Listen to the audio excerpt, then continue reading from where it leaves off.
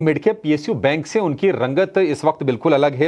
Indian overseas bank, central bank, UCO bank, bank of Maharashtra 12 से 18% के आसपास तक की तेजी इन बैंकों में होगी। दरअसल खबर आप अपनी स्क्रीन पर देख सकते हैं कि bank of Maharashtra, UCO bank समेत 5 पीएसयू बैंकों में हिस्सा बेचने को सरकार मंजूरी दे सकती है और काफी संभव है, अभी देखिए सूत्रों के हवाले से ये खबर आ रही है और संभव है कि बजट में इसका ऐलान भी हो जाए।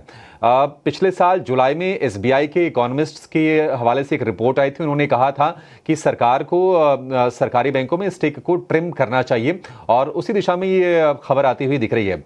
देखते हैं कि इसके आधिकारिक ऐलान कब होते हैं, सरकार क्या कुछ करती है, कौन से बैंकों में स्टेक ट्रिम किए जाते हैं। लेकिन पोटेंशियल कैंडिडेट्स यही हैं जो नाम आपको दिख रहे हैं। नाम भी आ गए, बैंक ऑफ इंडिया, आईओबी, और आप देखिए शेयर ये अब डे हाई पर जाकर ट्रेड कर रहे हैं।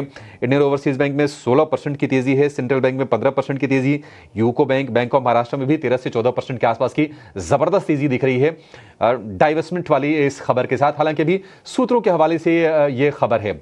हमारे साथ एक और एक्सपर्ट जुड़ गए हैं, राहुल घोष हमारे साथ हैं। राहुल जी, बहुत शुक्रिया आपका समय देने के लिए, स्वागत है आपके टी स्वदेश पर।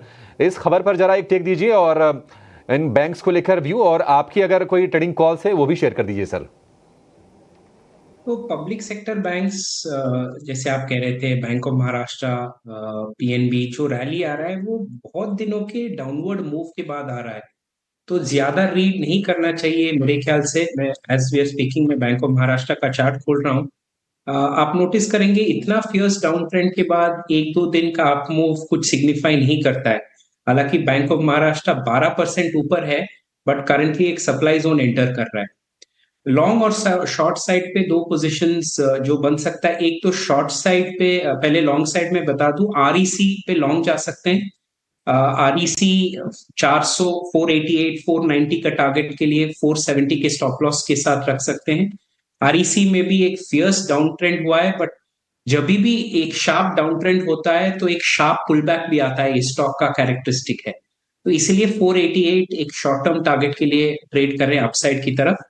और डाउन साइड में परसिस्टेंट सिस्टम्स 5860 पे चल रहा है, तो 5700 का टारगेट के लिए शॉर्ट साइड पे ट्रेड कर सकते हैं और स्टॉप लॉस होगा 5900 के आसपास।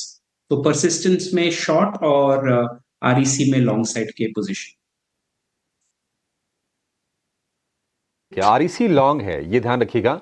आरईसी पर आईसीसी सिक्योरिटीज की अच्छी रिपोर्ट भी आई थी आरईसी पीएफसी को लेकर, पावर फाइनेंसर्स पर, और आज हम अच्छी तेजी देख भी रहे हैं। और परसिस्टेंट पर राहुल जी की शॉर्ट की रिकमेंडेशन है 5700 के टारगेट के लिए 5950 के स्टॉप लॉस के साथ। 12:30 बजे वाले शो में मिडकैप मसाला में हमारे साथ जुड़े थे मानस जायसवाल, उन्होंने भी परसिस्टेंट को ही शॉर्ट करने की सलाह दी थी।